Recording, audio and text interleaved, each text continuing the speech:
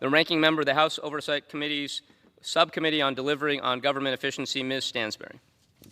All right, well, I want to say thank you to Mr. Min for convening this special order hour. And as we're getting set up here, I know that we've got a poster that we want to get up here. So let me just start out. Do we have a poster here? Yes, thank you. Thank you very much. All right. Well, Mr. Speaker, breakups are hard. They're really, really hard. And, you know, they're especially hard when they play out in the public eye. And I think anyone would understand that who is online right now and watching the very public breakup of Donald Trump and Elon Musk. I mean, if you've watched over the last several days, it's really been an epic breakup for the ages.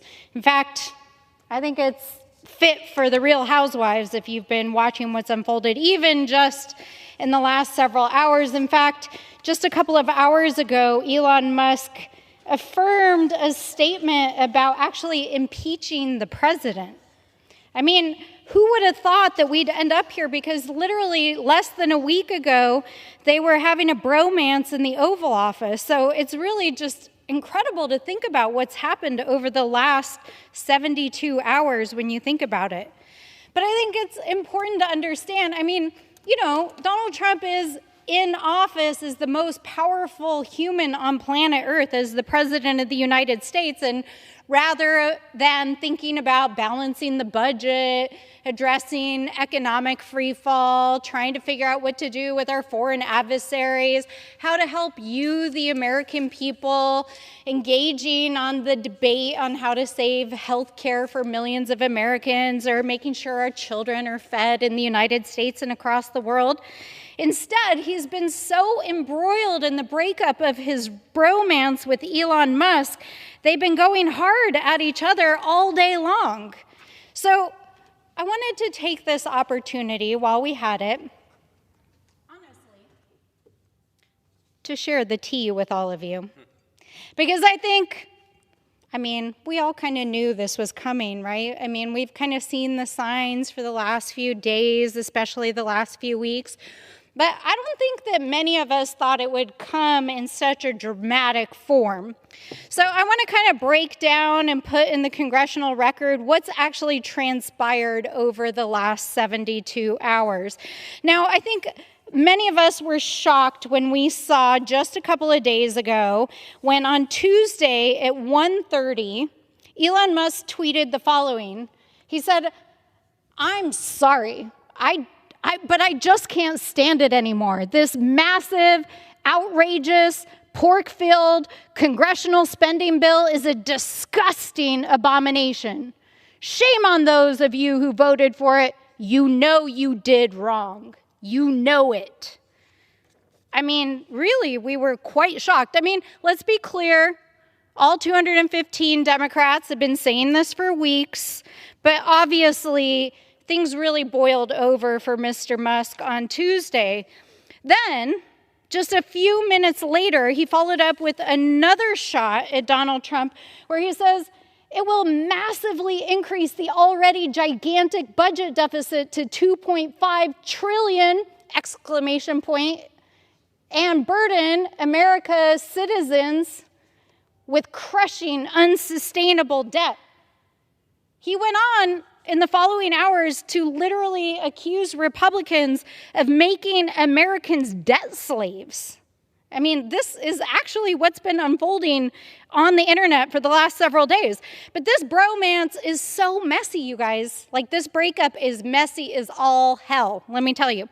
So, okay, y'all know that Thomas Massie, who is a true fiscal conservative, who is pretty much the only Republican in this chamber who stands by his convictions and is not willing to sell out his soul for politics and power, voted against this bill because he read the CBO report and he was not going to go and toe the line for the Republican Party. He knew that Speaker Johnson was not telling the truth about deficit spending. He knew that Donald Trump and his sales pitch was not selling the truth. He knew it was going to cost $2.5 trillion at least. At least. We don't even know what the final cost is going to be.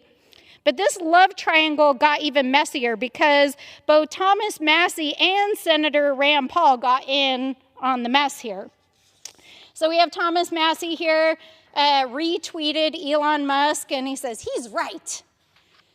And we saw just around that same time frame, Senator Rand Paul also got involved. But then, oh my gosh, well, Elon Musk, in a fit of passion, I'm sure, I mean, he dialed it up even further.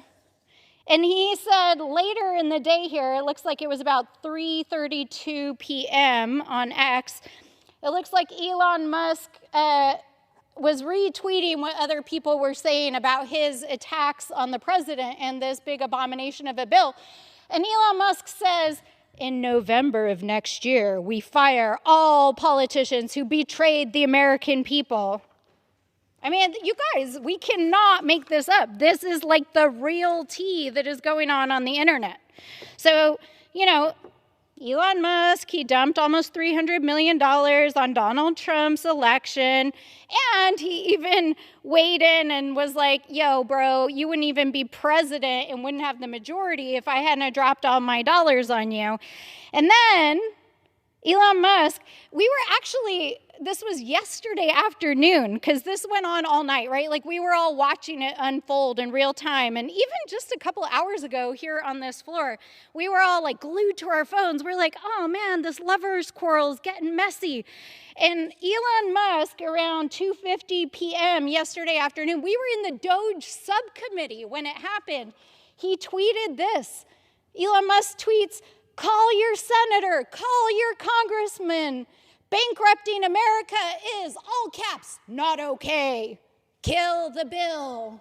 And, you know, I appreciate I'm a 90s kid. He also tweeted a picture of Kill Bill, Quentin Tarantino reference. You know, we all know where you're coming from, Elon. Now, I want to be clear. I'm not a fan. I think we all know that. We've tried to subpoena you several times to come testify in front of the Oversight Committee. You've been giving yourself billions of dollars in contracts. You've been stealing American data. You've been breaking the law with impunity. You know, a couple of people asked me earlier how I felt about what was going on in this lovers quarrel, and I'm like, you know what? Like, you get mixed up with messy people, you get a messy outcome, and it's very clear that that's exactly what's going on. Now, I think we've all been hearing the rumors here in Washington, the breakup rumors. In fact, I think many of us, even on this floor, on both the Democratic and the Republican side, have heard the rumors that Donald Trump was getting frustrated with Elon, that he wanted to be on the helicopter all the time. And, you know, he was like following him around, going to Mar-a-Lago, and showing up to these cabinet meetings and throwing all his money around and all that stuff. And in fact, in response to all the drama, Donald Trump fired back on Truth Social. Elon was wearing thin. I asked him to leave. I took away his EV mandate that forced everyone to buy electric cars that nobody else wanted, that he knew for months I was going to do, exclamation point. And he just went, all caps, crazy. I mean, you guys, this is getting out of hand. This is really, really, really getting out of hand. So then Donald Trump, I mean, really, this is just the, tip of the iceberg, because what else does like the leader of the free world have to do all day? I mean, he could try to end wars in the Middle East. He could try to negotiate peace deals in Europe. Oh, wait, no, actually, he's cutting funding for NATO. Sorry, I forgot about that. But in fact, he just spent his entire day attacking his aggrieved lover. So Donald Trump, let's see here. This is June 5th at 2:37 on Truth Social, says, the easiest way to save money in our budget, billions and billions of dollars, is to terminate Elon's governmental subsidies and contracts. I was always surprised that Biden didn't do it. I mean, there's not a lot that Mr. Trump and I agree on, but I mean, I'm totally with you, Mr. President. If you want to go after Elon Musk's contracts, like, we are here for the fight, bro. Like, give me a ring, like, for real.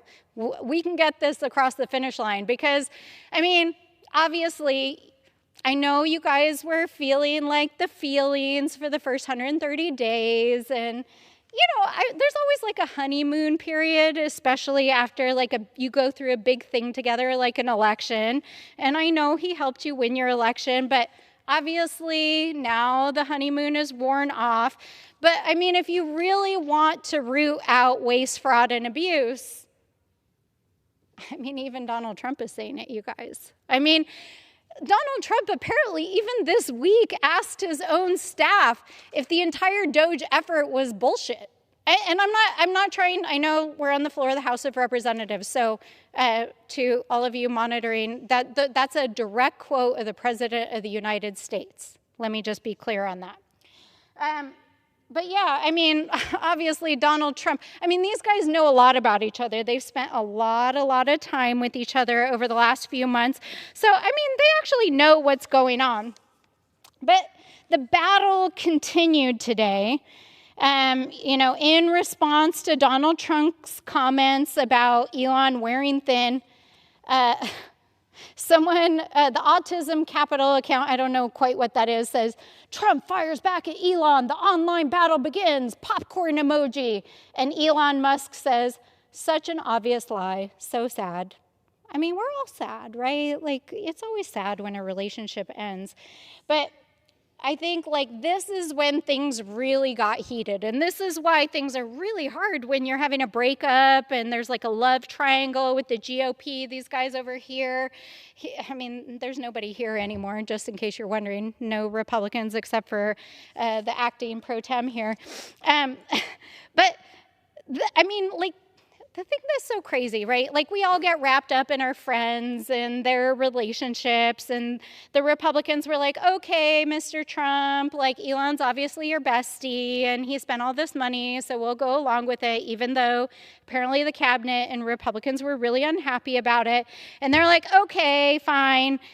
But then, we're going scorched earth here now. And it was actually really interesting to me earlier here on the House floor, because I was like, well, how are Republicans dealing with it?